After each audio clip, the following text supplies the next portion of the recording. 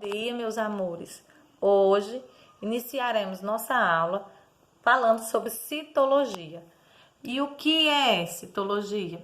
Citologia é a parte da biologia que vai estudar as células. Então, nós trataremos da citologia como o ramo da biologia que estuda as células. E as células, elas têm duas classificações, ou seja, ela é classificada em dois tipos. Quais são esses tipos? Então, tem células procariontes e células eucariontes. As células procariontes, elas são conhecidas por serem muito simples, muito rudimentares, pela sua pequena quantidade de organelas, e procarionte significa pro, quer dizer antes, cário quer dizer núcleo. Então, são células que veio antes da formação do núcleo. Significa dizer que essas células não apresentam núcleo. Nenhum tipo de célula procarionte vai ter núcleo, ela não possui núcleo na sua estrutura. Então, e qual é as organelas? Qual é a estrutura dessa célula? Então, vamos lá. Esse emaranhadozinho de estrutura aqui, na cor branca, é chamada de material genético ou de DNA da célula. Então, nós temos o DNA da célula procarionte, que é esse emaranhadozinho. Já essas bolinhas brancas que vocês estão percebendo aí, trata-se do ribossomo. São organelas não membranosas, que não têm membrana e que têm a função de sintetizar proteína. Como assim, Socorro? Sintetizar proteína? Produzir. Sintetizar é a mesma coisa de produzir proteína. Além disso, essa estrutura preta que vocês estão vendo aí ao fundo é o citoplasma da célula procarionte, que tem qual função? Bom, ela tem uma substância gelatinosa que tem a função de envolver, de abrigar o material genético que está solto dentro da célula, assim como as outras organelas, no caso o ribossomo. Envolvendo todo o citoplasma, que é essa estrutura preta, nós temos uma membrana, que é chamada de membrana celular, que vai envolver a célula. Depois dessa membrana celular, nós vamos ter outra estrutura envolvendo a membrana celular, que é a parede celular. E depois dessa parede celular, nós vamos ter outra membrana mais externa, que nós vamos ter a cápsula, que é a que fica é a camada mais externa da célula procarionte. Nós teremos também essas estruturazinhas aqui, que nós chamamos de cílios ou de pilos, que tem a função de fixação serve tanto para fixação como para locomoção das bactérias. E esse flagelozinho, que é esse rabinho aqui, né? Ele também tem a função de locomoção. Então, para recapitular, células procariontes são as células mais rudimentares. Um exemplo de célula procarionte está presente em qual ser vivo? Nas bactérias. Quais são as organelas constituintes das células procariontes? O ribossomo, que são essas bolinhas, a parede celular e além disso, os cílios, os flagelos, o citoplasma. São estruturas que compõem a célula procarionte. Agora vamos falar da célula eucarionte. O que seria a célula eucarionte? A célula eucarionte, eu quer dizer verdadeiro, cário quer dizer núcleo. Então, é aquela célula que tem um núcleo verdadeiro. Como vocês podem ver, já de imediato na imagem, você já observa que ao centro nós temos o núcleo da célula, diferentemente da anterior, da procarionte, que não tinha núcleo. Então, tem um núcleo bem individualizado e é envolvido por uma membrana, que essa membrana que envolve o núcleo é chamada de carioteca. Além desse núcleo que a célula eucarionte possui, ela possui diversas outras organelas mais complexas do que a procarionte. Como vocês podem ver, ela tem complexo de Golgi, tem mitocôndria, tem retículo plasmático liso, rugoso e tem aquelas mesmas bolinhas que tinha antes. Quem lembra como era o nome dessas bolinhas? Quem disse ribossomo, acertou. E onde é que eu vou encontrar essas células eucariontes? Eu já sei que as células procariontes eu encontro nas bactérias e nas arqueos. Arqueobactéria, que são as algas azuis. E onde é que eu vou encontrar as células eucariontes, Socorro?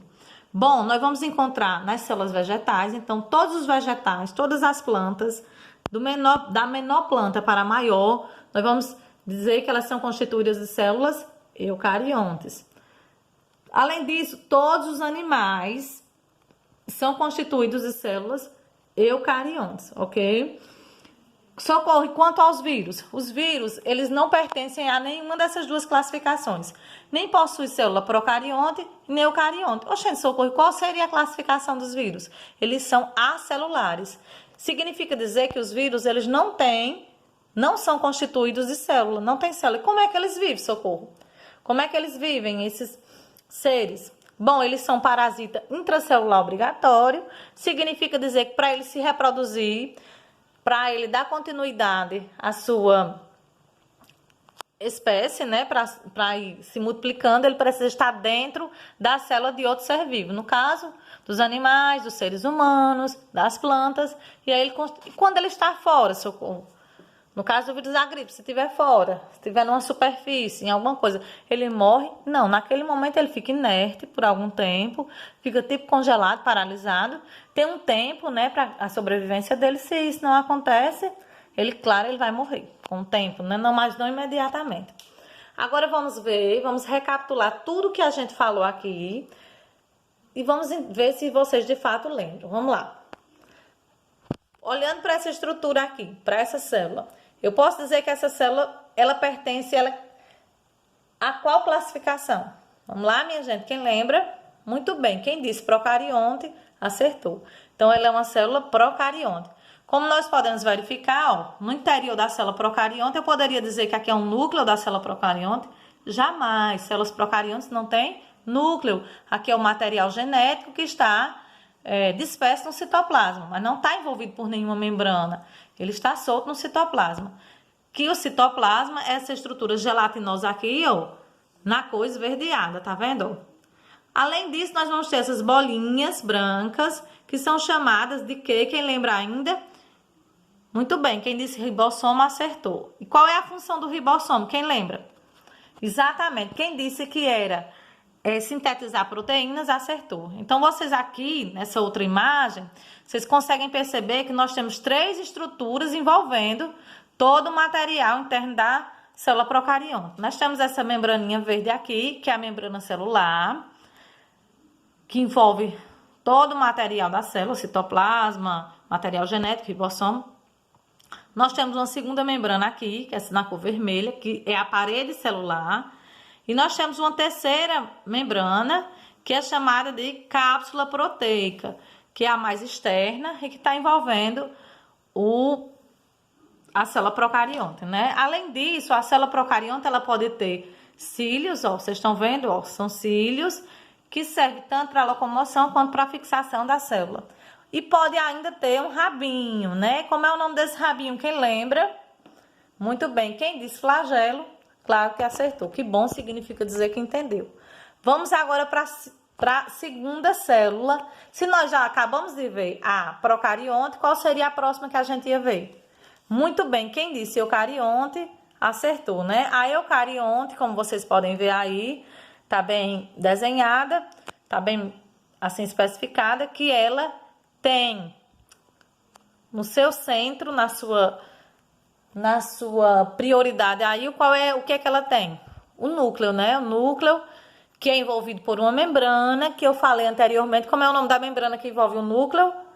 Muito bem, quem disse carioteca, acertou. Além do núcleo, nós vamos ter dentro do núcleo o nucleolo, que o nucleolo vai abrigar o material genético dela, do núcleo, que no caso dos seres humanos é o DNA e o RNA. Nós temos 2 materiais genéticos, DNA e RNA. Muito próximo do núcleo, nós vamos ter umas bolinhas em cima do retículo endoplasmático rugoso, que é chamado de ribossomo, que é o mesmo, está presente, é a mesma organela que está presente na célula procarionte, né? Assim, o ribossomo.